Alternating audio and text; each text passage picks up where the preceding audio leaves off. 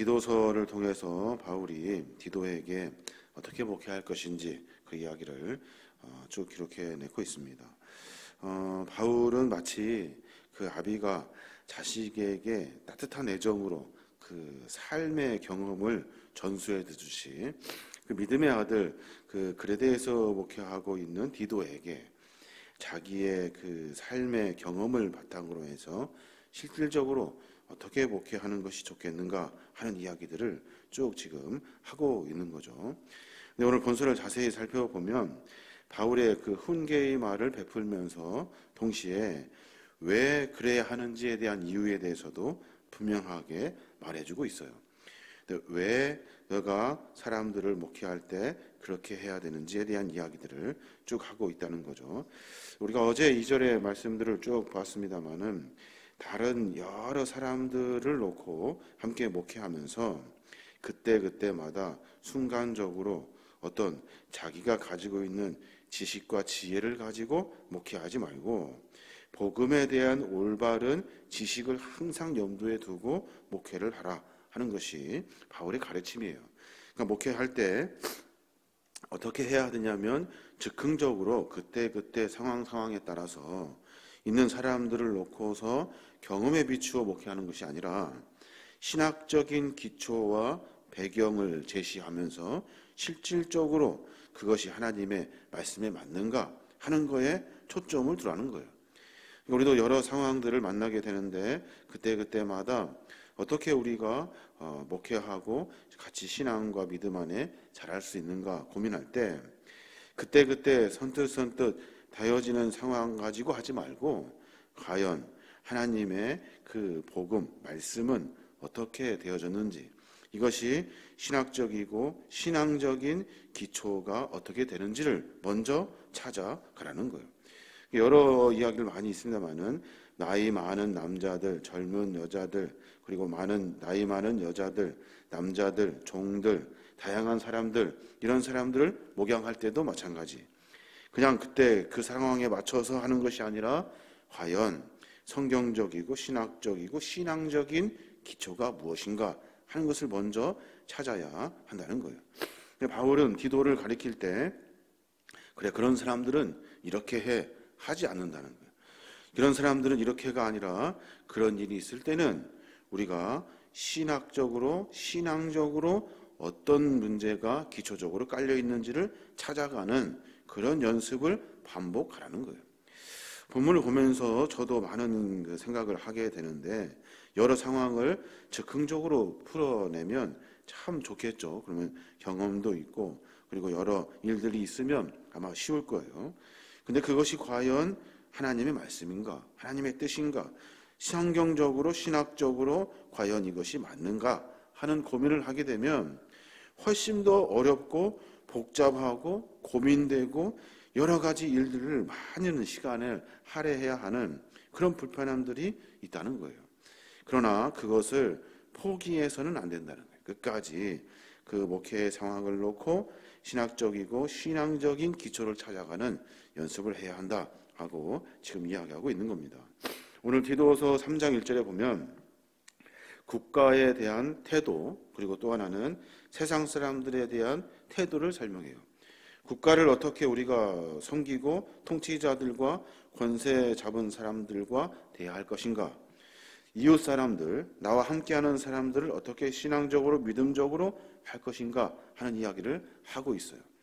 그냥 힘 있는 통치자들이니까 그냥 맹종하듯이 쫓아가는 것이 아니에요.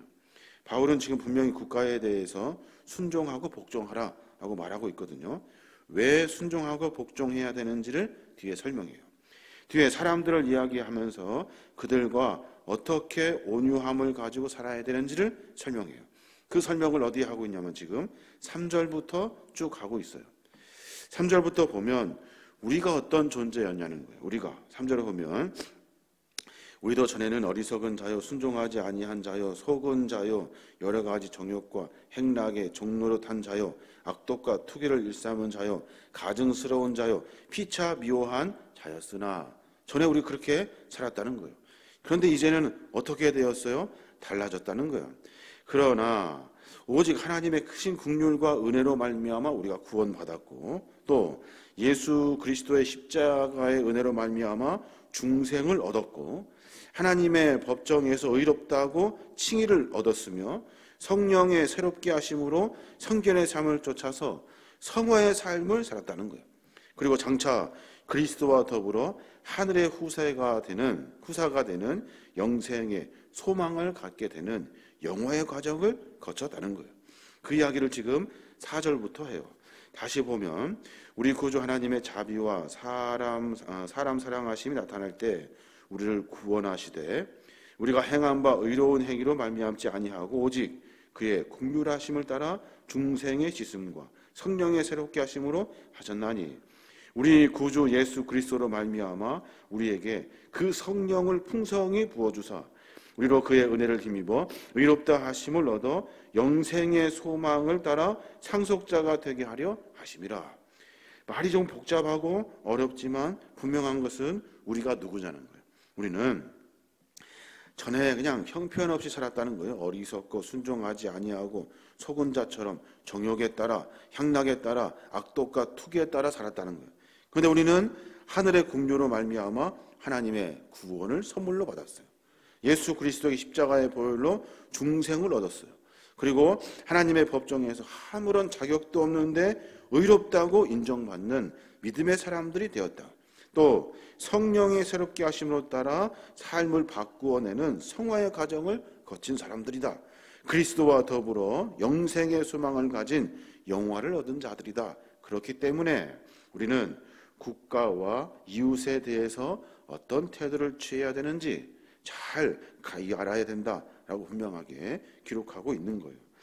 그럼 이제 어떻게 국가에 대해서 접근해야 되는지, 국가에 대해서 어떻게 그 질서에 순종하고 복종해야 되는지에 대한 이야기를 쭉 하고 있어요. 이 이야기는 바울이 로마서에서도 마찬가지로 기록해냈죠. 로마서 13절부터 보면 쭉 그래요. 모든 국가의 모든 통치 질서는 하나님이 정하신 거죠. 권성징악에 대해서 그런 권세자들의 전적으로 일들을 하나님이 다 운행하셔요. 선한 것, 악한 것 이런 것들을 다 하나님이 같이 공유하며 공존하게 하시고 운영하신다는 거예요. 거기에 우리가 할 일은 뭐냐면 시민으로서 의무를 다하는 거예요. 낼 세금 있으면 내고, 그리고 복종할 일 있으면 복종하라는 거예요. 이 모든 것들은 하나님의 통치 질서 안에 있기 때문에 그래요. 근데 우리는 마음에 안 들면 반정부 체제가 돼버리고 여러 가지 일들을 우리가 하게 됩니다. 여러 가지 말도 있고 고민도 있겠습니다만은 분명히 국가 통치 질서를 하나님이 운행하고 계시다는 거예요. 이게 바울이 우리에게 가르쳐준 교훈이에요. 그러면 어떻게 해야 하는가? 잘못되고 가고 있을 때는 어떠해야 하는가 하는 이야기를 하고 있어요. 잘못되고 갔을 때는 어떻게 해야 하느냐면 내 마음이 안 드는 것을 보고 잘못했다라고 말하는 것이 아니에요. 내가 손해보고 있다 하여서 잘못됐다라고 말하는 것이 아니라는 거예요. 국가가 잘못되어 가고 있다는 것에 우리가 어떤 움직임이 있고 분이 있고 어떤 일들을 할 때는 그 이유가 무엇이어야 하냐면 신앙과 복음의 방해가 되었을 때, 국가 전체가 신앙과 복음과 믿음에 대해서 흔들리고 있을 때, 그때는 어떠한 일이 있어도 그 권세자들에게 맹종해서는 안 된다는 거예요. 1절에 그렇게 말해요. 너는 그들로 하여금 통치자들과 권세 잡은 자들에게 복종하며 순종하며 모든 선한 일 행하기를 준비하게 하며 라고 말해요. 여기서 말한 선한 일은 뭘까요? 선한 일은 착한 일, 옳은 일 이것이 아니라 복음에 관련된 일이에요. 선한 일을 행하기 위하여 준비하라는 거예요. 사도행전 4장에 보면 그 베드로와 요한이 그 공회 앞에 서죠. 그들이 한 말이 뭐냐면 하나님 앞에서 너의 말 듣는 것이 하나님 말씀 듣는 것보다 옳은가 판단해봐라. 너희들도 한번 생각해봐라. 너희들이 하나님의 말씀을 듣는 것이 옳으냐 너희들 말이 듣는 것이 옳겠는가 라고 스스로 자문하며 물어보라는 거예요. 사도행전 5장에도 마찬가지 사람보다 하나님을 순종하는 것이 마땅하다 라고 그들이 이야기하고 있는 거예요. 정리해 보면 우리는 선한 일을 해야 돼요. 국가에 대한 선한 일, 국가에 대한 선한 일이 뭐예요? 착한 일, 선한 일, 좋은 일, 이것이 아니라 복음에 관련된 일이에요. 그러니까 그 국가가 하나님의 복음을 전파하는데 방해된다면, 잘못되어 가고 있다면 우리는 분명하게 의사를 표시해 주어야 한다는 거예요. 하나님 앞에서 너의 말 듣는 것이 하나님 말씀 듣는 것보다 옳은가 판단해라. 사람보다 하나님을 순종하는 것이 마땅하지 않니? 라고 말해 주어야 한다는 거예요. 저는 이 윤석열 정부에 대해서 불만이 참 많아요. 왜 불만이 많냐면 여러 실수하는 것들도 있지만 미신적인 것들을 가지고 국민들을 호도하기 때문에 그래요. 이런 잘못된 방향과 가르침과 메시지를 주면 국민들은 대혼란에 빠지게 된다는 거예요. 그런 여러 가지 일들 때문에 잘못되어 가고 있다라고 말하고 있는 거죠. 인간의 세운 제도를 주를 위하여, 인간이 세운 제도 안에는 하나님의 섭리 안에, 그러니까 다른 미신적인 것들이 아니라 하나님의 통치가 세워지도록 해야 한다는 거죠. 하나님 말씀에 비추어서 잘못되어 가고 있으면 잘못되고 가고 있다고 말해줘야 돼요. 하나님 말씀에 비추어서 다른 사람들에게 악한 일을 행하면 악하다고 말해주어야 한다는 거예요. 우리의 신앙의 고백은, 우리가 일하는 분명한 목적은 하나님의 말씀과 신앙 안에 있다는 거예요. 거기에서 반하여 다른 악한 세력으로 신앙과 믿음을 방해하는 일이 생긴다면 그때는 목숨 걸고 순교의 사역을 감당해야 된다라고 사도 바울이 이야기하고 있는 겁니다. 오늘날 성도도요, 신앙과 복음을 수호하기 위해서는 결연한 각오를 가져야 돼요. 그냥 무조건 옳다고 끄덕이며 맹종하듯이 쫓아다니는 것이 아니에요. 늘 저것이 신앙 안에 맞는가, 신앙 복음 안에 맞는가, 성경적인가 하는 것들을 깊이 생각해 봐야 한다는 거예요. 바울은 국가에 대한 태도를 그렇게 가져라 라고 이야기하고 있고, 또 하나는 세상 사람들, 이웃과의 관계를 이야기해요. 2절에 보면 아무도 비방하지 말며 다투지 말며 관용하며 범사의 온유함을 모든 사람에게 나타낼 것을 기억하게 하라 라고 말해요. 그러니까 다른 사람을 어떻게 대할 건가 하는 이야기예요. 다른 사람들을 대할 때 우리는 훨씬 더 높은 차원의 어떤 선한 마음과 그런 관용의 마음을 가져야 한다는 거죠. 예수 믿기 전에 복음을 무시하고 살았던 그때, 죄에 빠져서 육신의 정욕과 안목의 정욕을 쫓아 살았던, 그리고 각종 정욕과 향락의 종로를 하였던 그때의 그 내 모습을 기억하는 거예요. 그리고 나서 빛의 자녀답게 훨씬 더 높은 온유함, 훨씬 더 깊은 관용함을 가지고 이웃을 대해야 한다는 거예요. 다툴 일이 있고 같이 다투지 말고, 그리고 방해하고 이런 일들로 자기 욕심을 채우는 일이 있다면 같이 회방하는 것이 아니에요. 한치의 양보하지도 않고 어떻게든 다 뺏으려고 하지 않고 털끝만큼도 용서하지 없는 그런 숭악한 마음 갖지 말고 혈기와 분으로 대하지도 말고 훨씬 더 높은 관용과 온유함을 가지고 사람을 대해야 한다는 거예요. 왜냐하면 전에 우리 그렇게 살았다는 거죠. 그래서 하나님이 죽을 수밖에 없는 우리를, 정말로 아무짝에도 쓸모없는 우리들을 불쌍히 여겨주셔서 구원의 대열에 세워주셨다는 거예요. 구원시켜 주셨고 중생하게 하셨고 칭의로 우리에게 의롭다 하셨고 성화의 과정을 거쳐서 변화된 삶을 살게 하셨고, 그리고 마지막에는 영생을 얻게 하셨다는 거예요. 그러니까 다른 사람들과 대할 때는 은혜 받은 자로서 훨씬 더 깊고 넓은 관용과 온유함을 가지고 대해야 된다라고 말하고 있는 거예요. 마태복음 5장에 보면 그런 말씀이 있죠. 너희가 너희를 사랑하는 자를 사랑하면 무슨 상이 있으리요?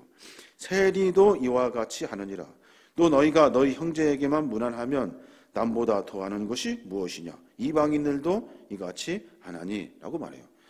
주님 하신 말씀이죠. 너희가 너희를 사랑하는 사람을 사랑하면 그것이 무슨 상이 있겠냐? 야, 세리들도 다 그렇게 한다. 너희가 너희 형제에게만 무난하면 남들보다 도대체 더 하는 것이 뭐가 있냐? 똑같다 이거예요.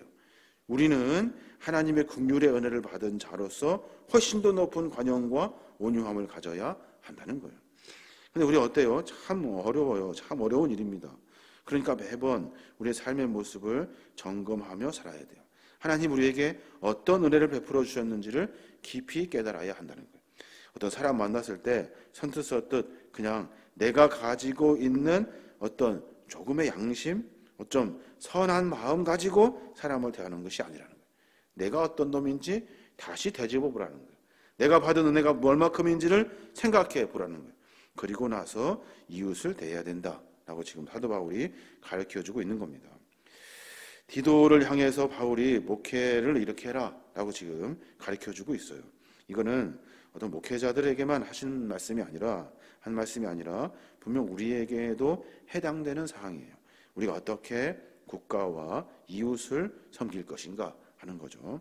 분명히 다시 우리의 삶을 점검해 봐야 돼요. 우리가 어떤 사람인지, 어떤 과거에 어떤 사람이었는지, 어떤 놈이었는지를 다시 분명히 깨닫고 어떤 은혜를 받았는지, 내가 어떻게 살았는지, 어떤 하나님의 예비하심의 은혜를 누리고 있는지 그 큰 은혜를 깨달은다면 우리가 복음에 방해되고 신앙에서 멀어지는 국가의 여러 잘못된 것들을 지적할 수 있다는 거예요.